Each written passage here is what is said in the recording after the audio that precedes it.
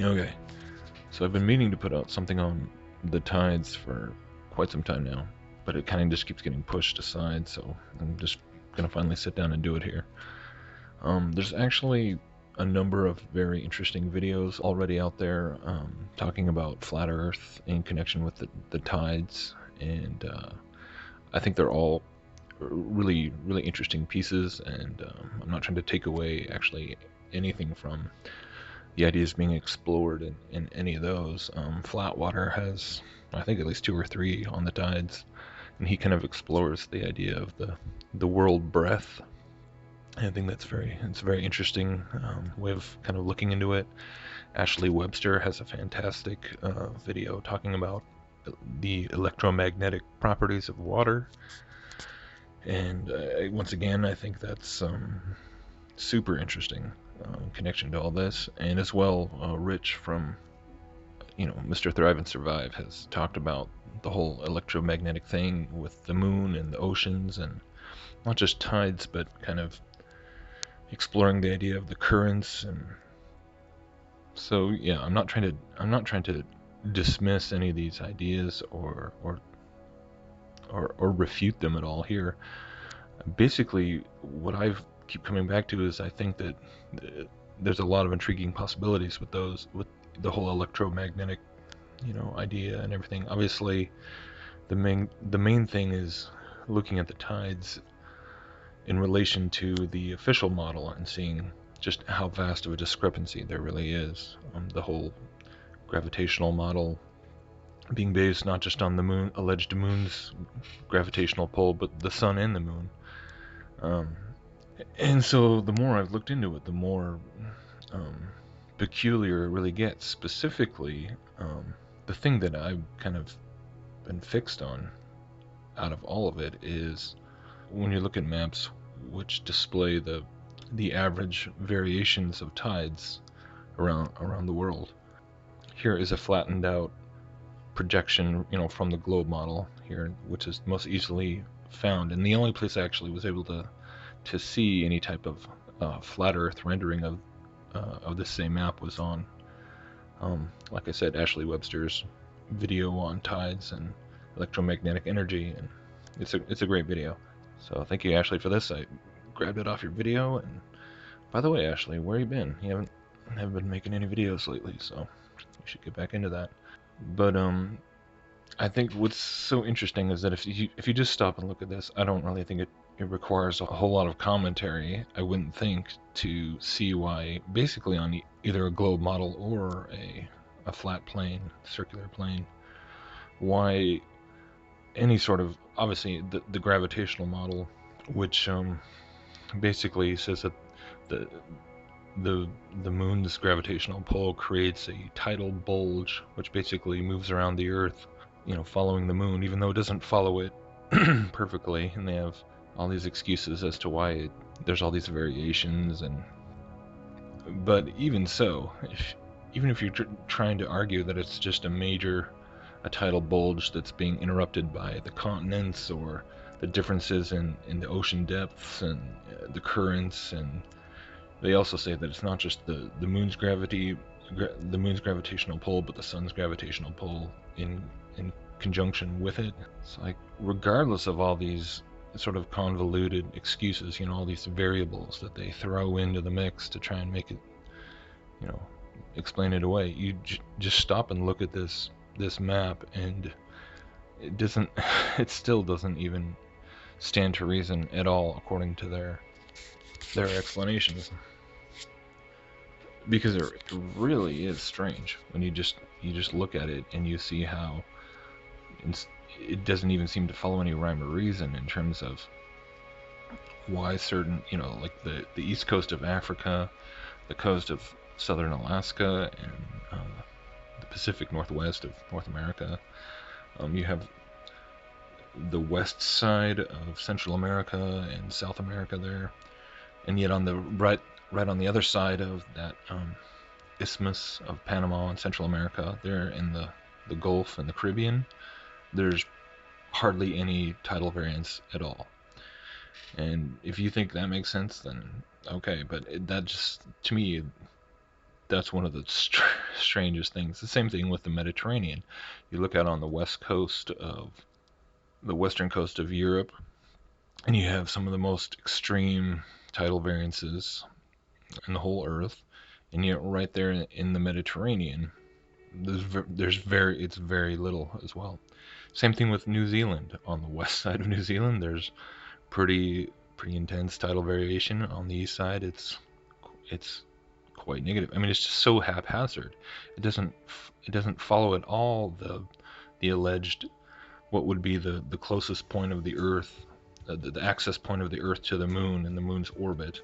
And even on a flat Earth, if you're just looking at it from a electromagnetic kind of concept, an electromagnetic theory to the moon, it doesn't really stand to reason why an electromagnetic field from the moon would create such extreme tidal variations in such seemingly random places. You'd think it would just create a band going around the Earth that maybe if it wasn't an absolute perfect stripe, it would still have to follow.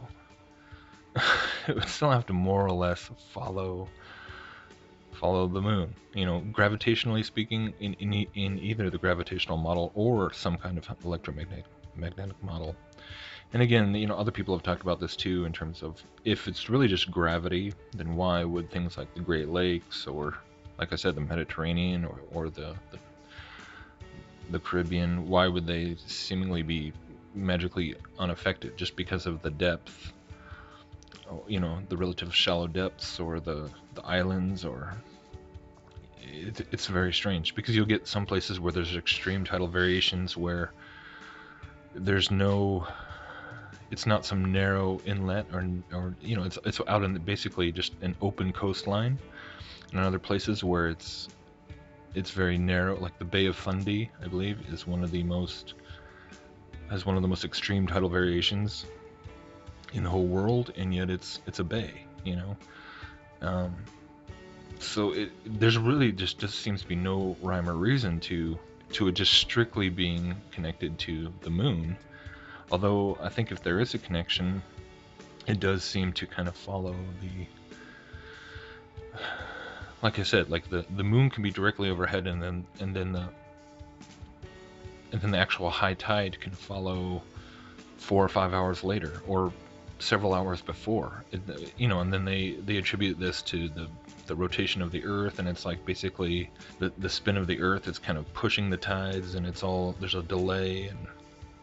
But even so, it just gets, the more you research this and the more you read about it, the more that even in the official model and the official explanation, they will readily admit that, like from good old Wikipedia here, it says, although the tidal flow period is generally synchronized to the moon's orbit around the Earth, its relative timing varies greatly.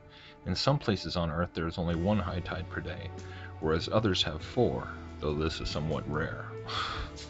And then you can get into the whole distinction between diurnal tides and semi-diurnal tides, which means a diurnal tide means there's a high tide and a low tide twice a day, right? There's high tide, low tide, basically within a 24-hour period, even though obviously the lunar calendar differs from the solar calendar, so it cycles through, it's offset.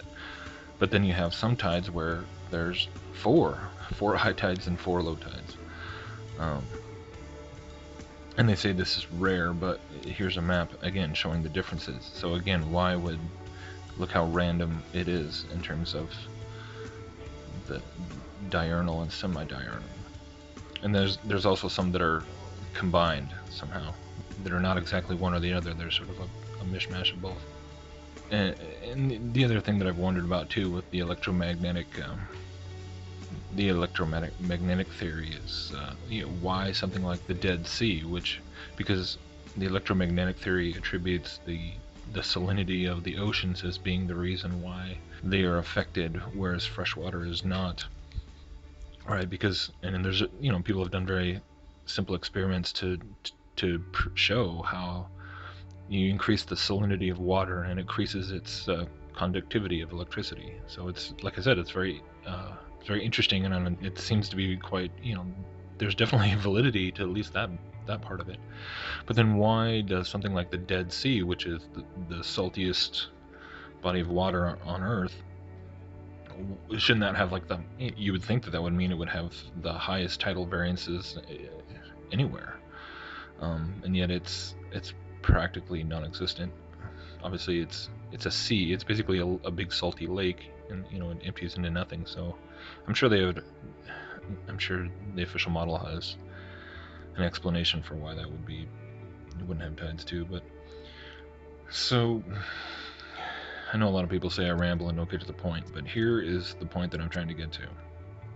What I'm wondering, and this is just a theory, but I'm just kicking this around. I've been kicking this around for months now, and I just want to throw it out there and just get feedback on it at this point, because I know it sounds weird, but what I'm wondering about is if there's this other angle that maybe is in conjunction with an electromagnetic factor of the moons, because in certain ways it does seem to be tied to the moon, but in other ways I wonder, specifically in these places where you see the greatest tidal variances, if it's not just like absurd to ponder the idea that those are areas where water is actually coming up from below, and basically gushing out through a vent, or what in the Bible we see described as springs of the deep. And we know from a scriptural point of view such things exist. Whether even if you're trying to stick to a globe model, I don't see how you can really argue that there's not some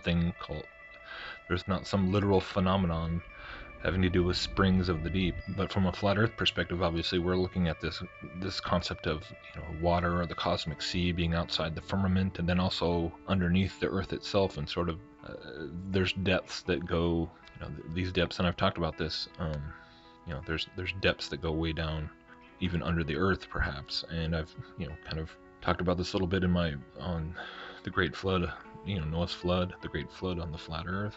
But still, and so obviously in the flood scenario, they were pretty much opened all the way, and the water came down from the floodgates of the heavens, and it sprang forth from the springs of the deep, and it was like the tap was turned on all the way.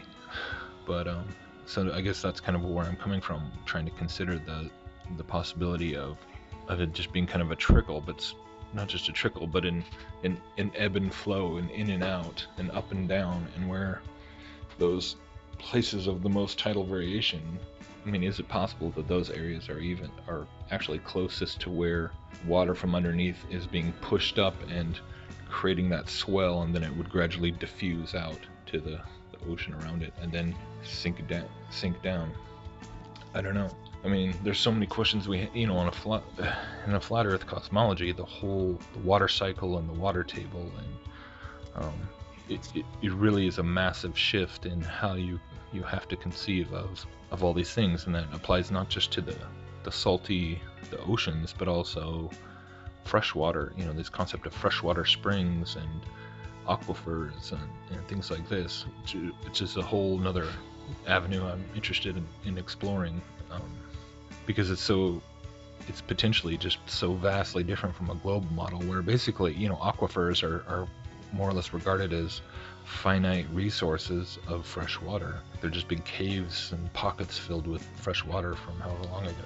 Whereas on an enclosed cosmology, there's really the possibility that these things are just constantly being, it's like there's a constant freshwater source that's coming up through the land. And I know it sounds crazy, but it's kind of fascinating me as well. So just wanted to throw this out there. I'm just throwing this out there as just a concept to explore further, not as some ironclad theory or model or anything like that. So please take it for what it is. Chew on it and let me know what you think. All right.